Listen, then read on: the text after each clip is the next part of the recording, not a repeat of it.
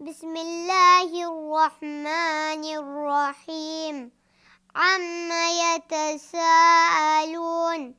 عن النبأ العظیم الذي هم فيه مختلفون كلا سيعلمون ثم كلا سيعلمون ألم نجعل الأرض مهادا والجبال أوتادا وخلقناكم أزواجا وجعلنا نومكم سباتا وجعلنا الليل لباسا وجعلنا النهار معاشا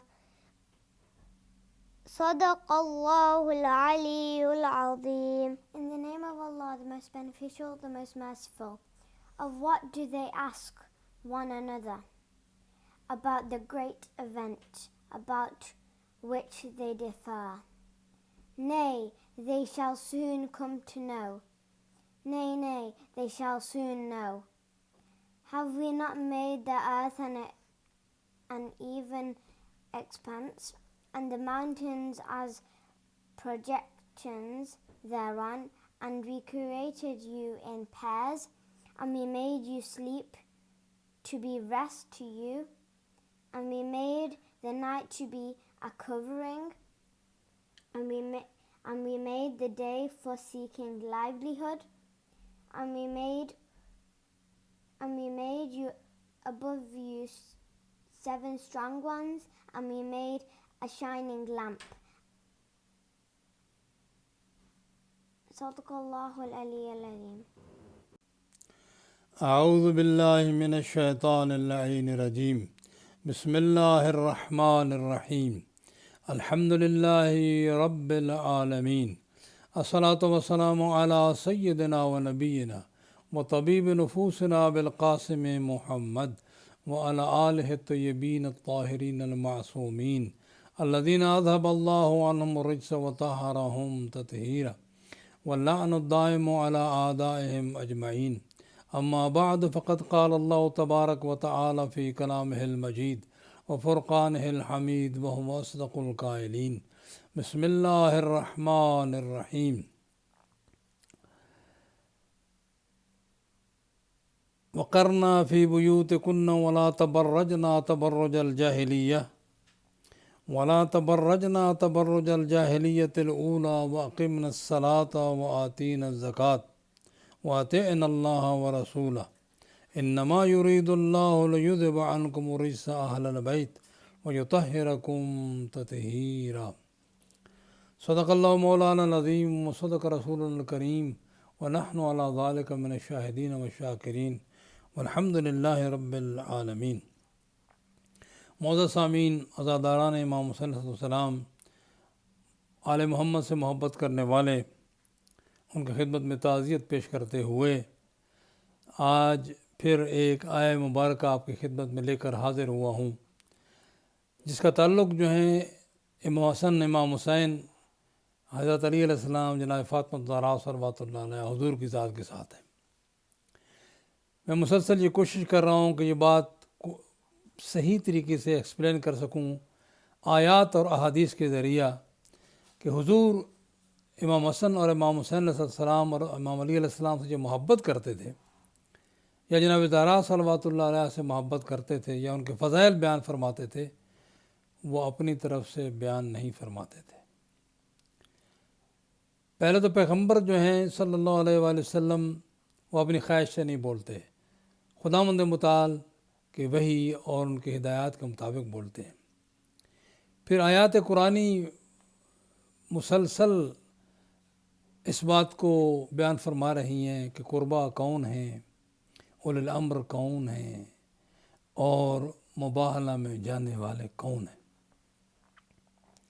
آج اس آیہ مبارکہ کی میں نے تلاوت کی ہے، جو سورہ احزاب کی 33 نمبر آیت ہے، اس کے پہلے حصے میں، بلکہ آیات 28 یعنی آیت نمبر 28 سے رب العالمین نے خطاب فرمانا شروع کیا ازواج نبی سے، اور اسی طرح مسلسل جو ہیں وہ نیلی 35 تک جو ہیں وہ انہی کے متعلق گفتگو کر رہا ہے. بہت سی اور باتیں ہیں جو پیغمبر کے گھرانے کے متعلق جو ہیں وہ اس سورہ میں گفتگو ہے. لیکن اس میں ایک آیت جو ہے وہ جس کو آیت تطہیر کہا جاتا ہے. ارشاد فرمایا انما یرید اللہ لیذھب عنکم الرجس اہل البیت ویطہرکم تطہیرا. اللہ نے ارادہ کر لیا ہے تاکہ تم سے رجس کو دور کر دے اے اہل بیت، اور تمہیں ایسا پاک کر دے جس طرح پاک کرنے کا حق ہے.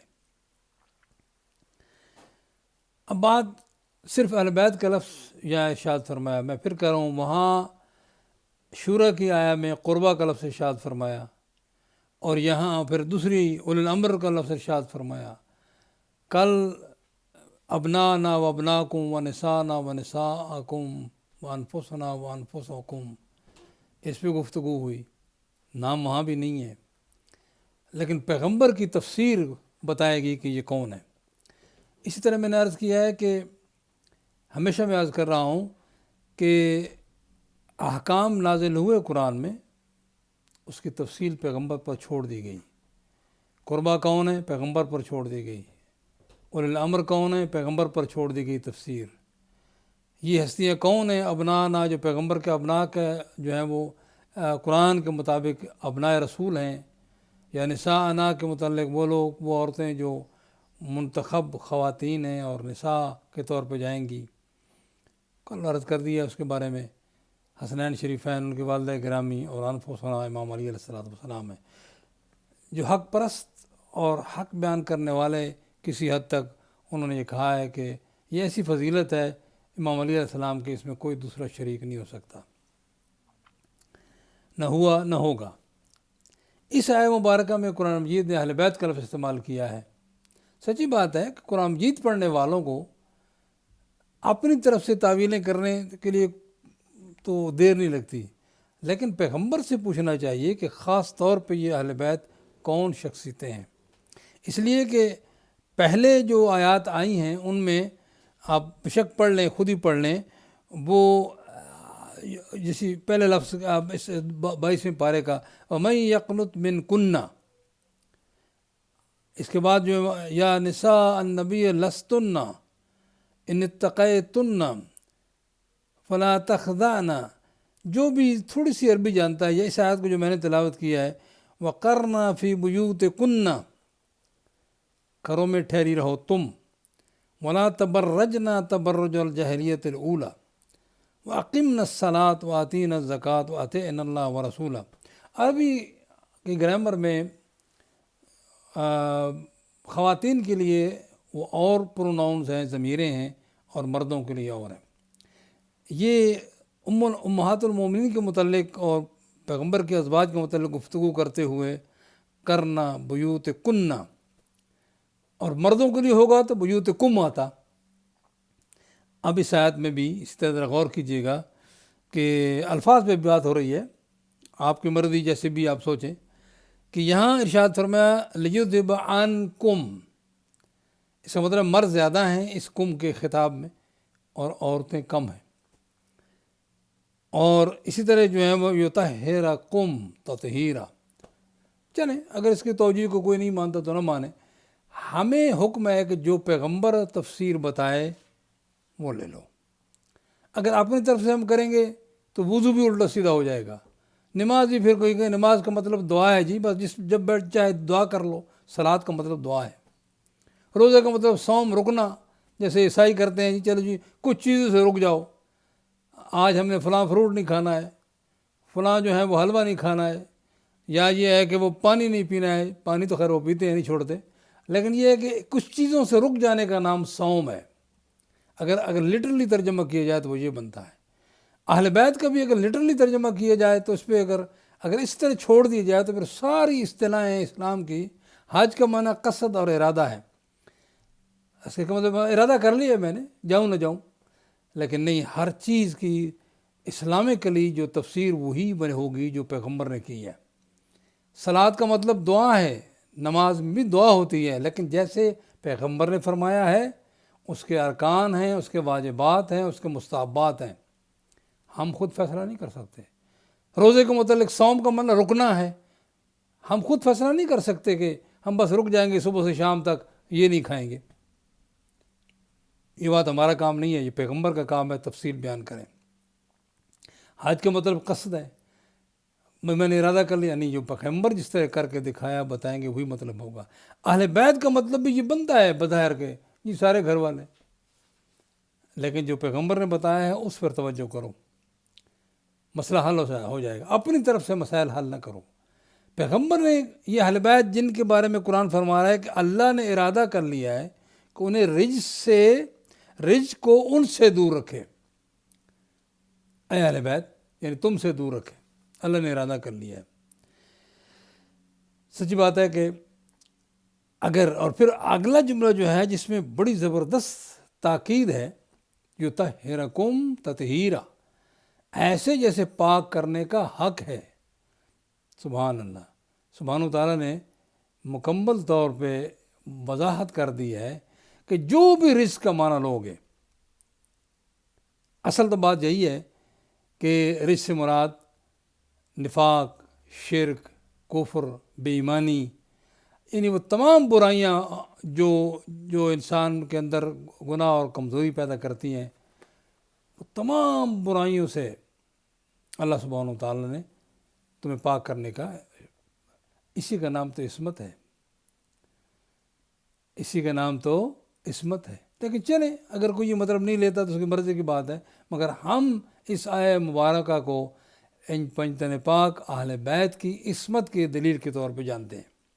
اگر کوئی کہتا نہیں ہوتا تو اس کی مرضی، لیکن ہم نے اس سے عصمت مراد لی ہے، اور معصومین نے یعنی اہل بیت علیہ السلام نے بھی اس آیت کو عصمت کے طور پہ، یعنی ان ہستیوں کی عصمت کے دلیل کے طور پہ جو ہے وہ پیش کیا ہے. اب اس آیہ مبارکہ میں کی تفسیر میں پیغمبر نے کیا کیا؟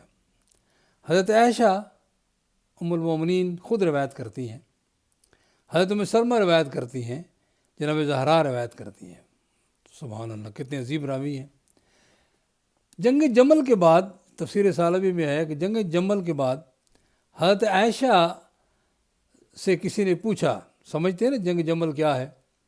یعنی وہ جنگ جو حضرت عائشہ فوجیں لے کر مکہ سے تشریف لائیں اور بصرہ میں آ کر وہ لڑائی ہوئی حضرت علی کی فوجوں سے.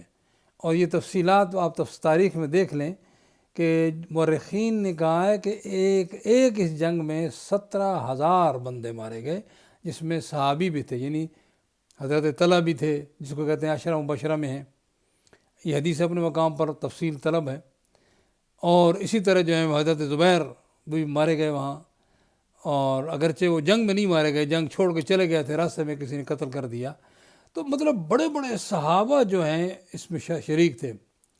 حضرت ابن حنیف جو ہیں، اور اس طرح بہرحال کہنے کا کیا مقصد ہے کہ ایک طرف سے فوجیں تھیں حضرت عائشہ ام المومنین کی، ایک طرف دوسری سے حضرت علی جو خلیفہ حق تھے رسول اللہ کے، اور بلکہ تمام دنیا اسلام کے نزدیک خلیفہ چہارم، آخر کم از کم اہل سنت تو مانتے ہیں، اور اہل شیعہ تو پہلا خلیفہ مانتے ہیں.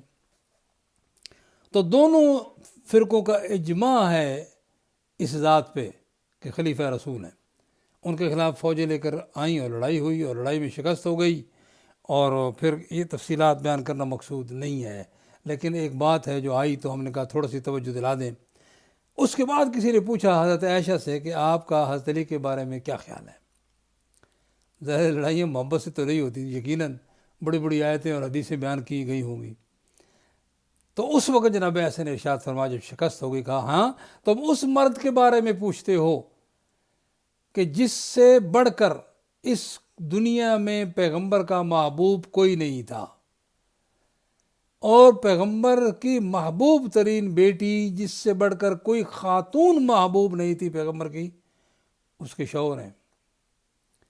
میرے اپنے گھر میں یہ واقعہ ہوا ہے کہ پیغمبر نے چادر منگوائی، اور اس چادر کے نیچے جو ہیں وہ حضرت علی کو بٹھایا، جناب فاطمہ الزہرا کو بٹھایا، اور حسنین شریفین کو بٹھایا، خود بھی چادر کے نیچے، اور چادر کے کونے پکڑ کر فرماتے ہیں یا اللہ ہا اولائے اللہم ہا اولائے اہل بیتی، یہ میرے اہل بیت ہیں.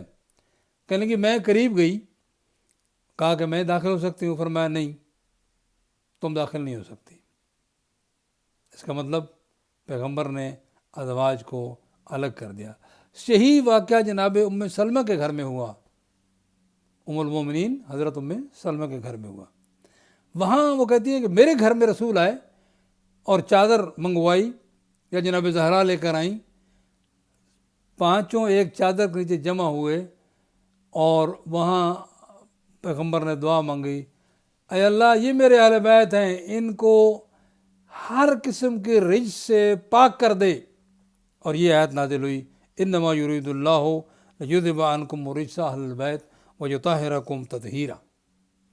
بات سمجھ آ سکتی ہے میرے خیال میں، دونوں روایات کافی ہیں۔ اسی بات کو جناب زہرا فاطمہ زہرا خود بیان کرتی ہیں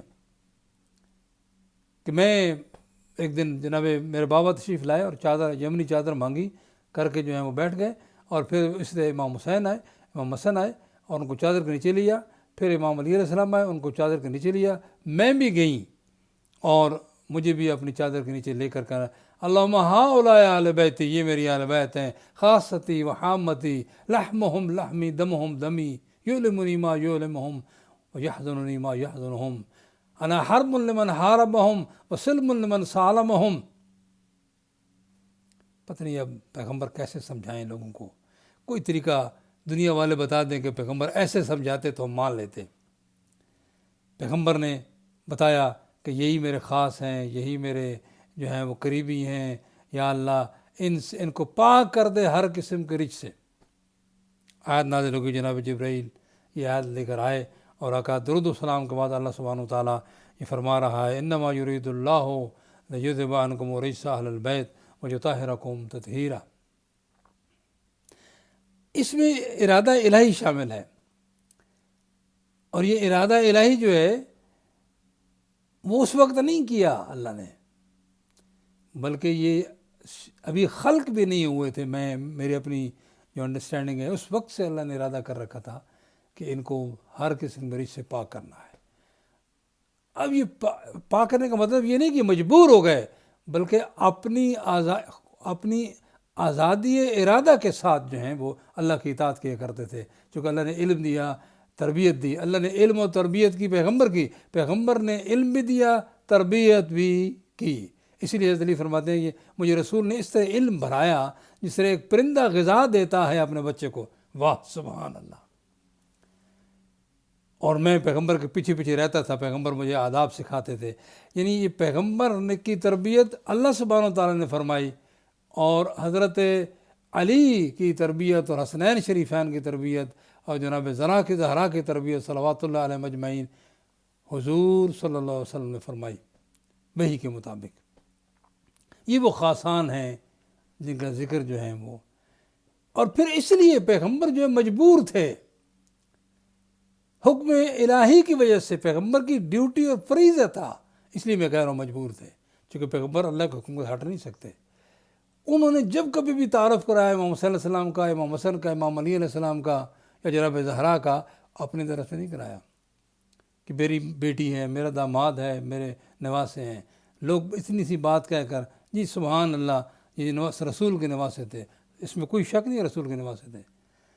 یہ بھی بڑا شرف ہے، پیغمبر کے ساتھ جو رشتہ داری ہے بڑا شرف ہے، تعلق جو ہے، لیکن پیغمبر کبھی بھی اپنی رشتہ داری کو الہی پیغام، الہی پروگرام سے آگے نہیں سمجھتے تھے۔ اگر یہ آگے سمجھتے تو ابو لہب چچا تھا پیغمبر کا، اس کے لیے کیوں نفرین کر دی، تبت یدا ابی لہب وتب، سگا چچا۔ اس لیے رشتہ داریاں پیغمبر کے ہاں تب اہمیت رکھتی ہیں جب پیغمبر کی اطاعت کی جائے، حتیٰ کہ پیغمبر کی بیویوں کو کہا گیا اگر تم پیغمبر کی اطاعت کرو گے، اگر پیغمبر کی اطاعت کرو گی تو مسئلہ صحیح رہے گا۔ یعنی دیکھیے اب اس آیت سے پہلی آیت پڑھ لیجئے، یا نساء النبی، اے نبی کی بیویوں، لستن کاحد من نساء، تم اب دوسری عورتوں کی طرح نہیں، ان اتقیتن، بلینک چیک نہیں دیا اللہ نے، بس پیغمبر کی بیوی ہو گئی سب ٹھیک ہو گیا، نہیں، اگر تم تقوی اختیار کرو تو ان کو بھی کنڈیشن، لیکن یہاں کوئی کنڈیشن نہیں ہے، یہاں تو یہ کہ اللہ نے ارادہ کر لیا ہے اہل بیت کو، اے اہل بیت تمہیں ہر قسم کی نجاست سے دور رکھے۔ اسی طرح جو ہے وہ اگر سورہ تحریم کو پڑھا جائے، 28 پارے کی تقریباً آخری سورہ ہے، اگر اس کو پڑھا جائے اس میں پتہ چلتا ہے کہ دو بیویوں نے کچھ ایسی گفتگو کی جس سے پیغمبر جو ہیں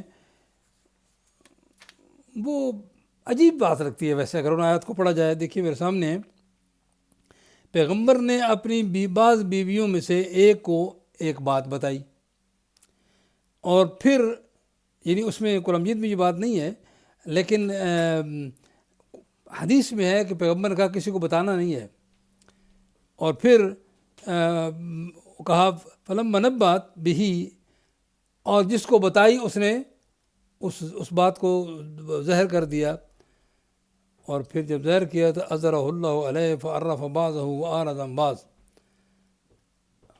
جب فلما نبأ بہ، پیغمبر نے جب بتا دیا، اللہ نے ان کو فلما نبأ بہ، جب پیغمبر نے ان کو بتایا کہ مجھے خبر مل گئی ہے کہ آپ نے آگے بات چلا دی، قالت من انبأک ھذا، کہا تمہیں کس نے بتایا ہے۔ دیکھیں یہ لفظ پیغمبر کی بیوی کے منہ سے نہیں آنا چاہیے تھا، اس لیے کہ پیغمبر پر وحی نازل ہو رہی تھی، پیغمبر نبی رسول تھے۔ اس کے بعد جو ہے وہ پیغمبر نے بڑا سمپل جواب دیا، اور یہ جواب بنتا تھا، قال نبأنی العلیم الخبیر۔ آگے تو بہت سخت الفاظ ہیں، ان تتوبا الی اللہ، اگر تم دونوں توبہ کرو اللہ کے سامنے، یعنی تمہیں کرنی چاہیے، فقط سغت قلوبکما، تمہارے دل، اب اس کے مطلب کئی، سغت کے مطلب ادھر جھک گئے ہیں، ادھر جھک گئے ہیں، ٹیڑھے ہو گئے ہیں، بہرحال جو معنی کرو۔ اس سے پہلے جو حصہ ہے اس پتہ چلتا ہے کہ پیغمبر نے جو ہے وہ بہرحال اچھا کام نہیں کیا انہوں نے۔ اب کیسے پتہ چلا کہ اہل بیت کون ہے؟ پہلی بات تو سمپل ہے، جو ہمیشہ میں کہتا ہوں کہ پیغمبر نے بتانا ہے، ہماری ڈیوٹی ماننا ہے۔ پیغمبر نے بتا دیا یہ اہل بیت، یہ 5 ہستیاں ہیں، 5 پیغمبر ہیں اور 4 ہستیاں جو پیغمبر کے ساتھ ہیں، وہ اہل بیت ہیں جو رسول کے، جو ہر رجس سے پاک ہیں۔ اب یہ کہنا کہ جناب زہرا سے خطا ہو گئی، بڑی بیوقوفی ہے، بلکہ جرأت کے ساتھ کہنا چاہیے کہ جناب زہرا کے مقابلے میں جو ہے اس نے غلط فیصلہ کیا۔ اور ویسے بھی آپ غور کریں اس بات پر کہ قرآن کی آیات جو ہیں وہ ساری کی ساری، جب میراث کی آیات ہیں، پیغمبر کی میراث کا ایگزمپٹ نہیں کیا گیا۔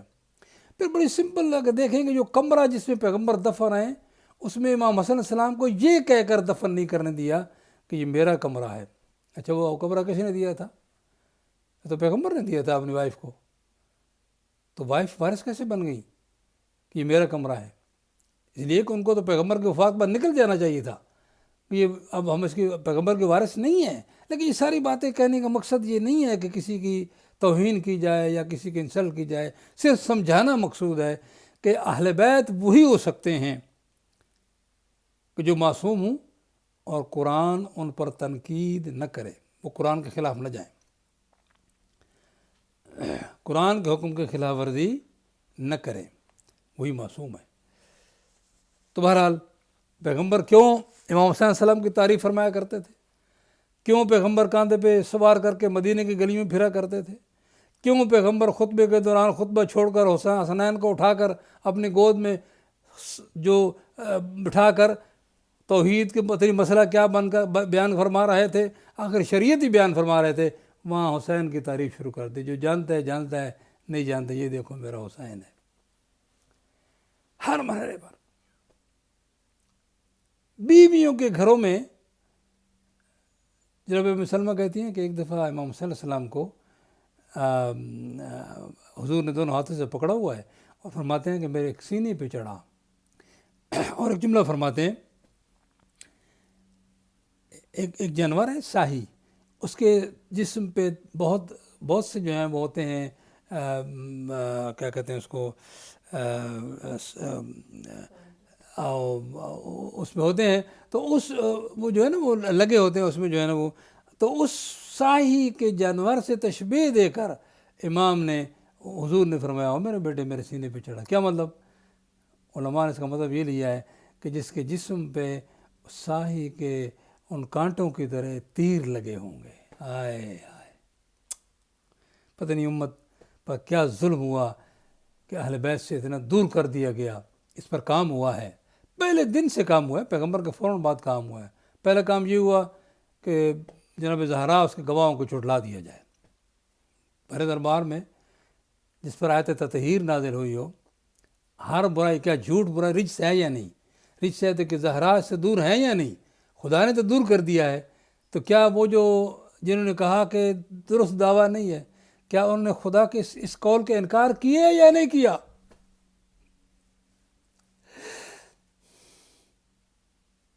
وہی گواہ جو مباہلہ میں گئے تھے حضور کے ساتھ توحید کی گواہی کے لیے، وہی گواہ جو مباہلہ میں گئے تھے، حسنین ان کے بابا ہیں، وہ گواہ پیش کیے گئے. ہم کسی کی توہین نہیں کرنا چاہتے، لیکن حقائق کو چھپانا بھی زیادتی ہے، حق کو چھپانا بھی زیادتی ہے. پیغمبر جناب زہرا کے بارے میں یہ جملہ کس قدر گھٹیا جملہ ہے کہ کہنا کہ غلط ہے، نہیں بلکہ مقابل کو کہو وہ غلط ہے، اس لیے کہ قرآن کی آیت ان کی تصدیق کرتی ہے کہ کبھی غلط نہیں ہوتے. تو پھر حسین کو کیوں شہید کیا گیا؟ پھر حسین کے بچوں کو حسین کے سامنے کیوں شہید کیا گیا؟ زینب کے 2 فرزندوں کو، آن و محمد کو کیوں شہید کیا گیا؟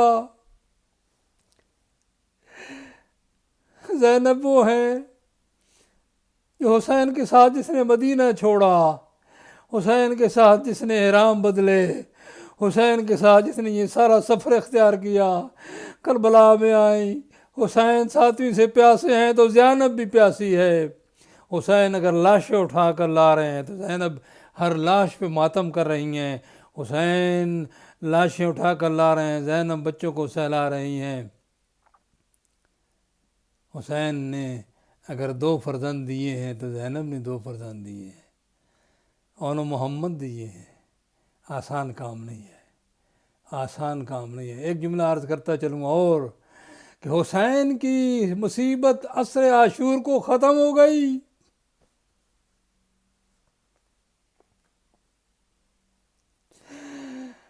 ہم سب کہتے ہیں عصر عاشور ہو گئی، فاقہ شکنی کرو، پانی پیو، نیاز کھاؤ، لیکن کوئی بتا سکتا ہے کہ زینب کی بھی فاقہ شکنی کسی نے کرائی ہو؟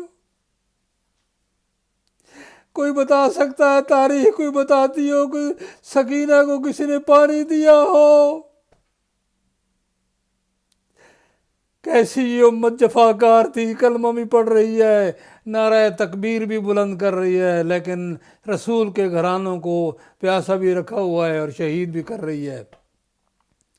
بلکہ ایک جملہ جو بہت سخت ہے، امام حسین کی شہادت ہوئی، نانا بابا ماں استقبال کریے، بھائی استقبال کریے، موجود. زینب کی چادر چھن رہی ہے، خیمے جل رہے ہیں، ایک خیمے سے دوسرے خیمے میں جاتی ہے، کبھی بچوں کو بچاتی ہیں، کبھی علی زین العابدین کو بچاتی ہیں. اس عالم میں زینب میدان کربلا میں جہاد کر رہی ہے. کیا کوئی مسلمان کلمہ کو کیوں نہیں سوچتے کہ مسلمانوں کے اندر یہ ذہنی تبدیلی کیسے آئی؟ کون رسپانسیبل ہے کہ جس نے خاندان رسول کی خواتین کی اس طرح توہین کی ہے؟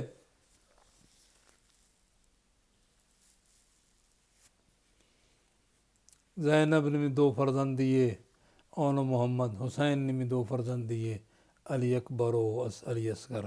سارے حسین کے ہیں، سارے زینب کے ہیں. لیکن جو زینب نے مصیبت دیکھی ہے، خدا را لوگو کلمہ پڑھنے والوں سوچو، یہ حسین وہی نہیں ہے جو چادر تطہیر کے نیچے تھے؟ حسین وہی نہیں ہے جو حضور کے ساتھ میدان مباہلہ میں گئے تھے؟ کیا یہ حسین وہی نہیں ہے جو قربہ میں ہے؟ آخر مسلمان کیوں نہیں سوچتا؟ ہم کسی کا دل دکھانے کے لیے نہیں، بلکہ صرف اس لیے کہتے ہیں سوچو کل پیغمبر کے مقابلے میں کیسے آؤ گے، سامنے کیسے آؤ گے، کیونکہ یہ تو پیغمبر کا گھرانہ ہے جو شہید کر دیا گیا، آج بھی لوگ یزید کی صفائی پیش کرنے میں لگے ہوئے ہیں، آج بھی لوگ یزید کے بابا کی صفائی پیش کرنے میں لگے ہوئے ہیں، ان لوگوں کی صفائیاں پیش کر رہے ہیں جنہوں نے خاندان رسالت کے خلاف جنگیں کر کے ان کا مقام کم کیا ہے، بڑے دربار میں جن کے بات کو جھوٹا کہا گیا ہے ان کی صفائیوں میں لگے ہوئے ہیں۔ قرآن کبھی قبول نہیں فرماتا کہ یہ غلط ہیں، ہر اس کو جو ہے وہ غلط کہے گا کہ جو ان کے مقابلے میں آیا۔ آیت مباہلہ میں وَنَجْعَلْ لَعْنَتَ اللَّهِ عَلَى الْكَاذِبِينَ، جھوٹوں پر لعنت کرنے کے لیے، جھوٹے جو تھے سامنے وہ انہوں نے مان لی ہم غلطی پر ہیں، اور جو سچے تھے ان کا اظہار بھی ہو گیا ہے، لہذا ان کے مقابلے میں ہر آنے والا جو ہے وہ جھوٹا ہے، وہ سچا نہیں ہو سکتا۔